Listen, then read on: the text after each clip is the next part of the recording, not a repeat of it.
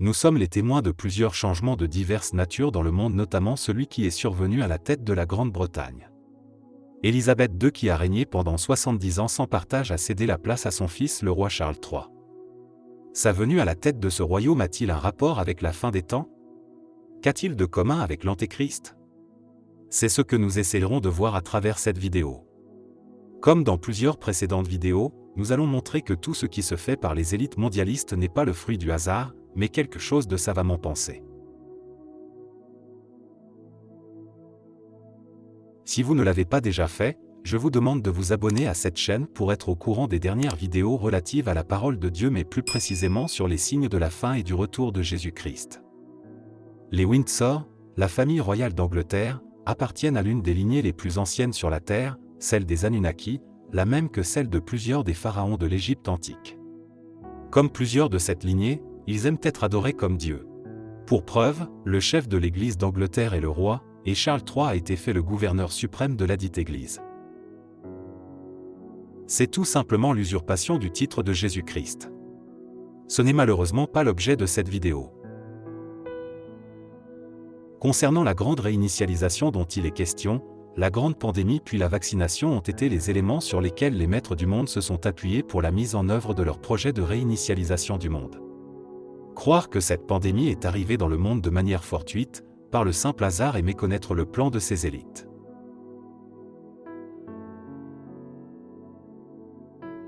Lors d'une précédente vidéo, j'ai décodé les messages qu'ils avaient envoyés concernant cette pandémie sur la couverture de l'hebdomadaire The Economist paru sur la couverture de la 33e édition de l'année 2019. Sans oublier certains livres qui en ont parlé plusieurs années à l'avance avec des détails les plus troublants.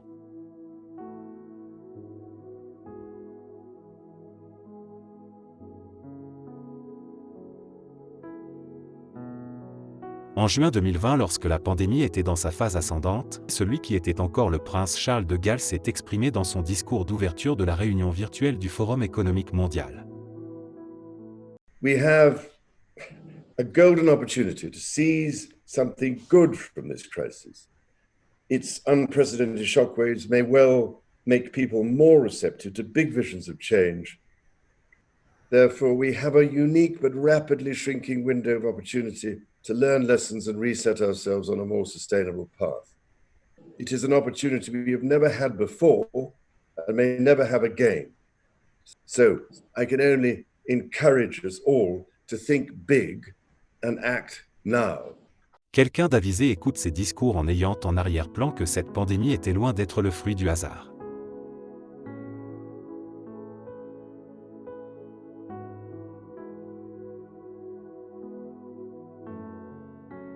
Suivons-le en présentiel lors du Forum économique mondial en début de la même année 2020. But now it is time to take it to the next level. In order to secure our future and to prosper, we need to evolve our economic model.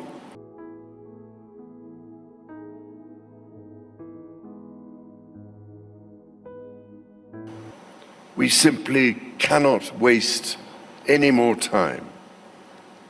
The only limit is our willingness to act. And the time to act is now. Thank you, ladies and gentlemen.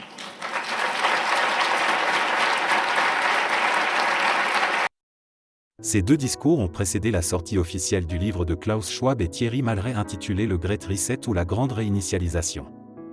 Un extrait du discours de Charles III lors de ce forum a été d'ailleurs utilisé pour le clip du Forum économique mondial sur la grande réinitialisation du monde. Time to act is now.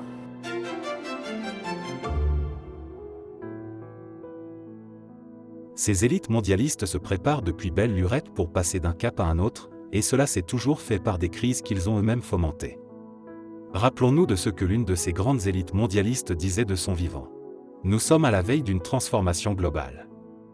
Tout ce dont nous avons besoin est la bonne crise majeure, et les nations vont accepter le nouvel ordre mondial. Revenons sur le 50e Forum économique mondial qui s'est déroulé à Davos et intéressons-nous au décor pour comprendre ce qui va suivre. Le décor dans un théâtre n'est jamais choisi au hasard. Selon universalis.fr, le décor est la partie essentielle de la composition scénique, il est au centre de l'extraordinaire évolution de la mise en scène contemporaine. Élément fondamental de la scénographie, le décor définit un espace, soit en limitant l'action, soit en s'intégrant à elle. Pour dire tout simplement que toutes les images sur cette scène y ont été placées pour s'intégrer au message ou inversement. Voici l'arrivée de l'intervenant dans un décor où on peut bien lire l'heure de la session ainsi que son nom.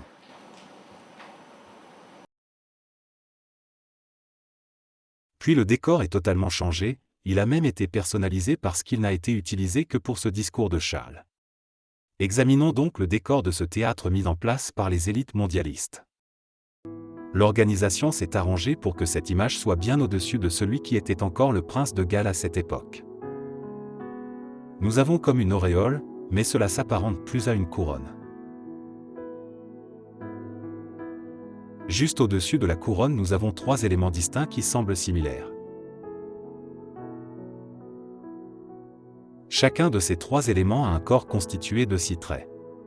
Et les 3 ensembles forment la Trinité satanique, le 666 qui est la marque de la bête d'Apocalypse 13 chapitre 8.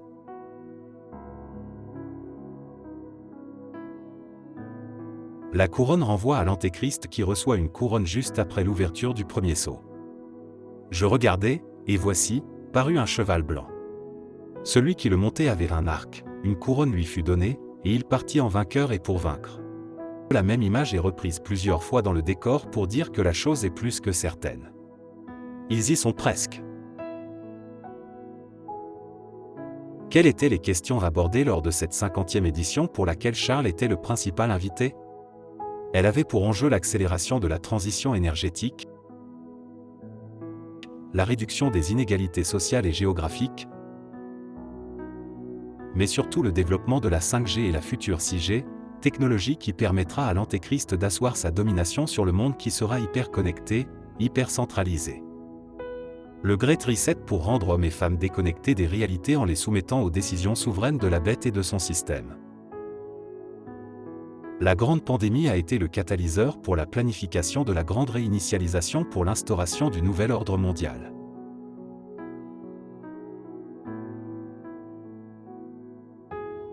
La plateforme par laquelle Charles III a passé son message, c'est-à-dire le Forum économique mondial ou le World Economic Forum en anglais, a un logo qui affiche clairement son appartenance. On peut y déceler un 666 à peine dissimulé.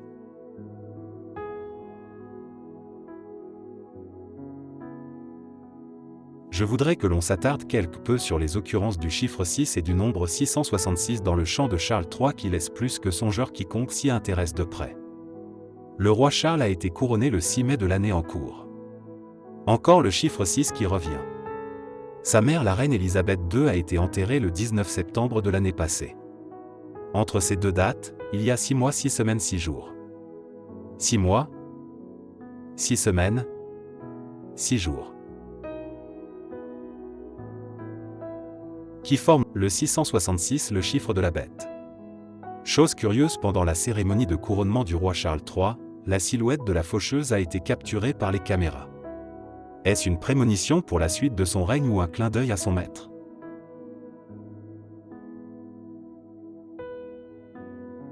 Avant de répondre à la question de savoir si Charles est l'Antéchrist ou de le mettre en relation avec ce personnage objet de plusieurs investigations de part et d'autre, je voudrais que l'on observe un autre événement qui s'est produit le 28 juillet 2022 lors des Jeux du Commonwealth.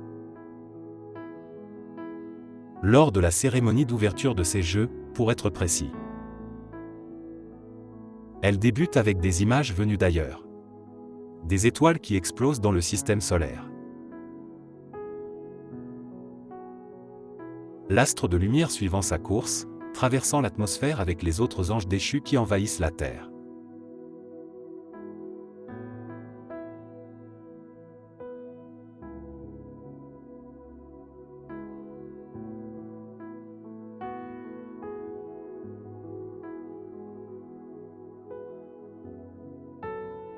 On peut voir un des astres lumineux tomber à côté du domicile d'une participante.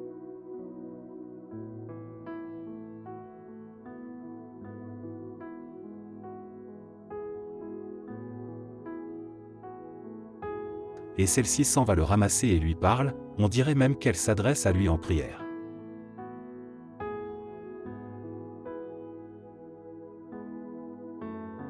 Je ferai l'économie de ce long clip, mais en fin de compte elle se retrouve dans le stade où tout se déroule. Ses semblables ont chacun un astre lumineux en main. On peut aussi voir une autre catégorie d'esclaves attachés à des chaînes tirant une bête jusqu'à l'esplanade du stade où elle semble prendre ses forces, sortie de l'abîme.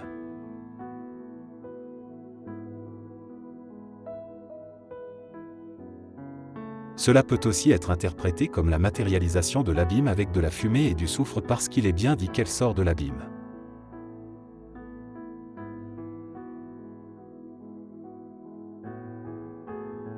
Sortie de là donc, la bête peut se déployer toute seule.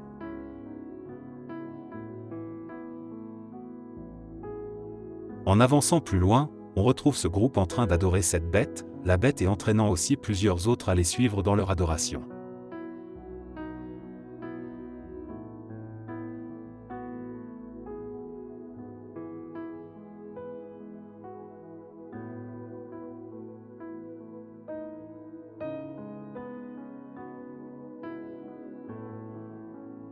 Vous vous rendez compte, en Mondovision simuler l'adoration de la bête dont il est question dans le livre d'Apocalypse.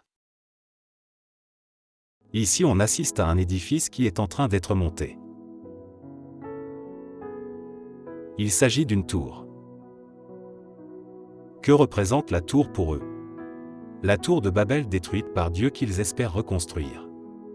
La tour de Babel où toutes les nations du monde entier devraient être une seule nation et parler une seule langue. Sous les regards de la bête et de ses adorateurs acquis à sa cause.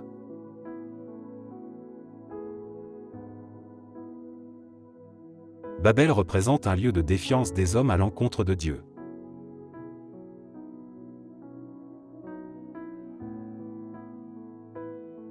Chose étrange ici, la tour est toute en feu. En fait, cela pourrait paraître étrange pour qui ne connaît pas le feu de leur message. Il a souvent été associé à un message d'espoir pour eux, le phénix qui prend de l'envol dans ses cendres. Comme cela a été d'ailleurs le cas aux Jeux Olympiques de Londres. On l'a dit au début de la vidéo que toutes les images sur une scène y ont été placées pour s'intégrer à un message, que ceux qui ont donc les oreilles pour entendre entendent. Pour répondre à la question de savoir si c'est Charles III l'Antéchrist dont tant de prophéties bibliques et païennes ont évoqué la venue, je dirais qu'il a beaucoup de critères qu'il remplit.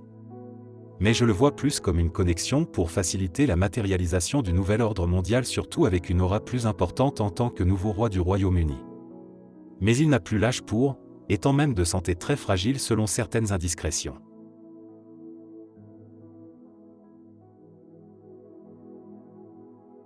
L'Antéchrist sera de loin plus jeune, charismatique, séduira des foules entières, apportera des solutions aux problèmes que lui-même et son système ont créés. Beaucoup de signes qui traduisent l'arrivée de l'Antéchrist de plus en plus visibles, sont exposés. Un peu plus chaque jour. Et moi je veux te dire que le seul moyen d'échapper à la colère de Dieu à venir est de se tourner vers le Sauveur du monde, le seul qui soit, celui qui est le chemin, la vérité et la vie. Je ne parle pas d'une religion, je prêche une relation. La seule qui donne accès à la vie éternelle, Jésus-Christ. Son pardon ne dépend pas de ton mérite, mais de l'amour de Dieu pour les hommes.